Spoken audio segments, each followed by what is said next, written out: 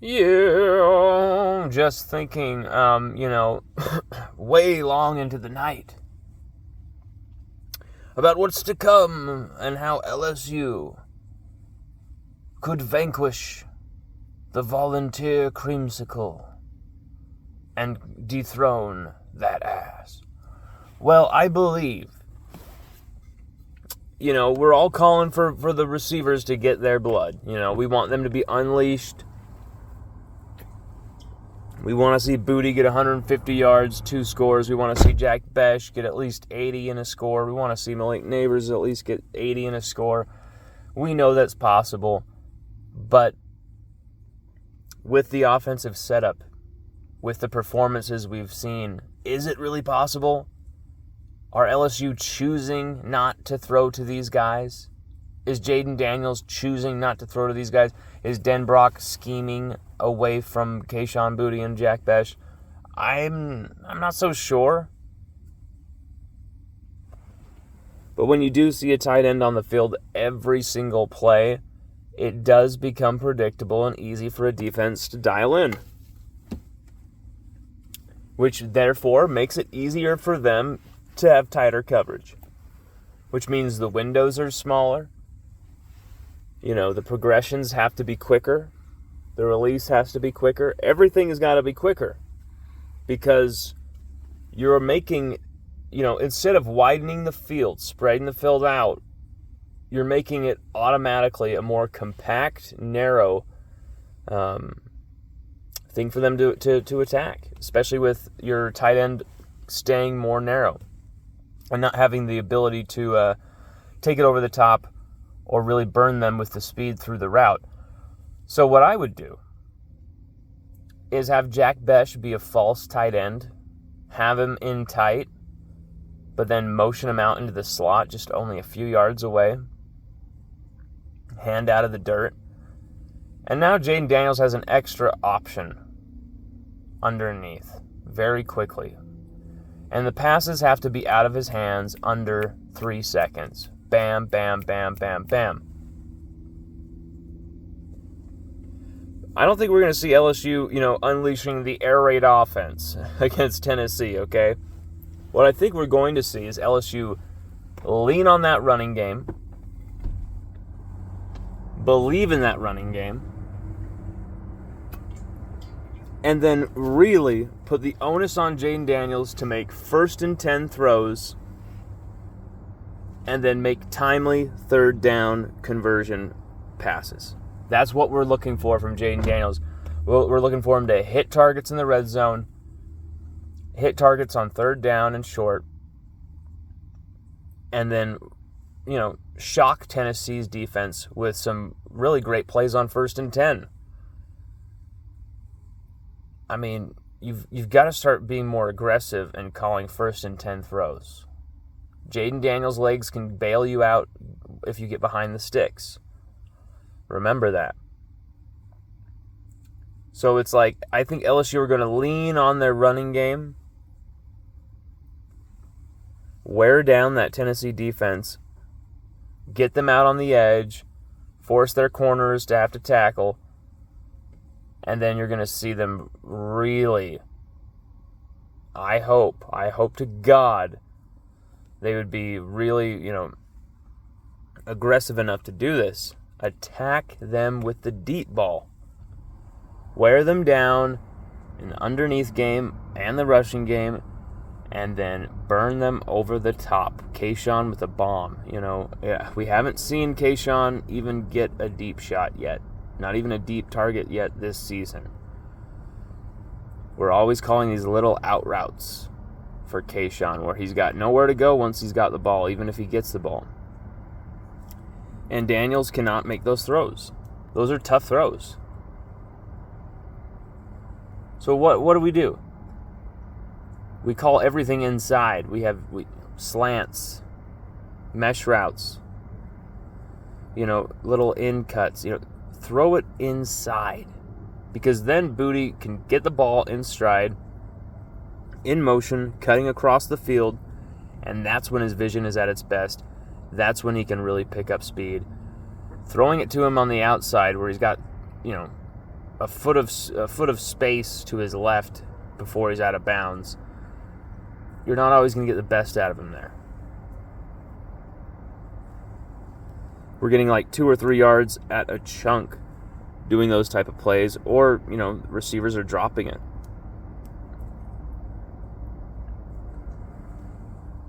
I'm not trying to say, Jaden Daniels is bad, we got to blame him, get Nussmeier in there. I'm not trying to say, the receivers are bad, get them out of there.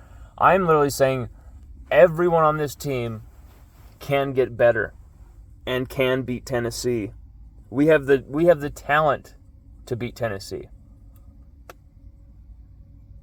As good as Tillman, McCoy really are, I think we have superior talent at receiver.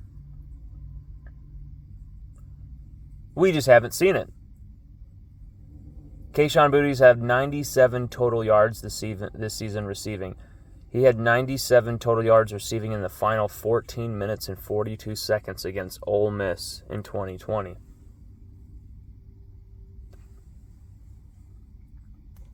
That's insane. That's a stat from LSUODYSSEY.com that we looked up ourselves, because I was like, he only has 97 total yards. Wow, I bet he had that in a quarter against Ole Miss. And sure enough, he had that exactly in the fourth quarter against Ole Miss. And that's not even counting the 45-yard catch he had before that. So technically, he had over 120, 130 in that fourth quarter. We just have to unleash this guy. And I know they're going to be double covering everything, and that's when you start hitting Besh. That's when you start hitting Neighbors. And then, once those guys will really do some damage and wear some guys down, that's when you hit Boutte with these shots. Boutte might only end this game with 4 catches. But if he ends this game with 4 catches, 78 yards at least, and a big-time touchdown, then job well done here. Because as long as we can wear down this Tennessee defense with the running game, with the passes over the middle, use Jack Besh's physicality, get it to Mason Taylor if you want to as well. You let him use his physicality. But I'm just saying, the tight end obsession, I gotta see some more multiple sets offensively. We're making it too easy for defensive coordinators. So I think you're going to see the run set up to pass, and then randomly you're going to see LSU passing on 1st and 10, trying to make something happen. And I think, a receiver that we're not talking about who could really have a big day is Brian Thomas Jr.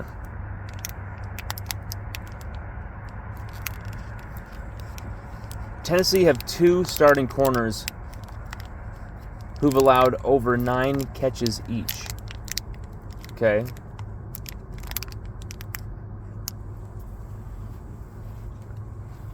We can pick on this secondary.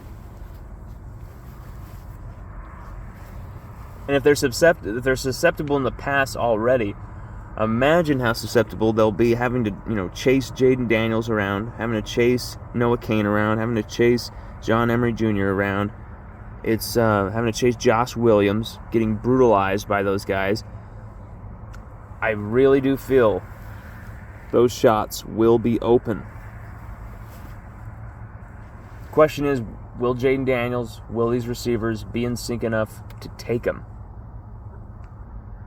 I think that, falls on the receivers as well to execute, but it also falls on the play caller to identify the strengths of his team. They've only been with these young men for a short time. And that's where, sometimes in conversations I've been able to kind of say, hey, this is a player I think you guys are overlooking a bit. This is what he's been able to do. I would never tell these coaches how to coach. They know what they're doing. That's why they're paid hundreds of thousands to a few million. Or in Brian Kelly's estimation, $100 million. But, there are times I feel like maybe they are unaware of some of the talent of the players on this roster, just because it's been so quick and so new, and they find guys that they have a good relationship and they trust, and they keep going to them, like Mason Taylor. I would love to see them have that same faith in Jack Besh, and I think, they need to get creative. They don't always have to have a tight end on the field, but if they want to have that set for every down, you can really befuddle and screw with Tennessee's defense by having Besh as like a false tight end, motion him out to the slot, and now you've got a really, really good mismatch, and you've got Jack Besh in space. It's all about mismatches. It's all about matchups. LSU have the matchup in the receiving game. Jaden Daniels is going to have to he's going to have to throw at least 20 completions, I believe, for LSU to win this game. And we're going to have to see him do it. We're going to have to see Jaden Daniels pull the trigger and make these throws. The windows are going to be tight. But you know what? I have faith that he's going to trust his receivers enough to make the plays. And against Tennessee, this is a team that LSU could really put up some points against. This is a team LSU could really find some rhythm against. I wish the receiving corps had been able to find this rhythm against Southern, against Florida State, against New Mexico even. And it's really shocking that we haven't been able to. And I wouldn't be shocked if LSU only threw for 150 yards in this game, to be honest. Even with how, poor Tennessee's defense is, their secondary, I wouldn't be shocked if LSU had another bad game passing the ball. But it's about the win. Can LSU get the win? Can they make the plays? Just make enough plays, the right times, to get a win here. I believe they can. It's about forcing turnovers. It's about getting Hendon Hooker off the field on defense. And then it's about LSU cashing in. Number one team in creating turnovers in the SEC. Can they get at least one or two against Hendon Hooker in Tennessee? Hendon Hooker hasn't thrown an interception all season. But he also hasn't played a defense as good as Matt House's LSU. But it really doesn't matter as much as what the defense does this game. The offense is going to have one of those performances that sets the bar, sets the standard, just like Matt House's defense has had. Now is the time for this offense to get it going.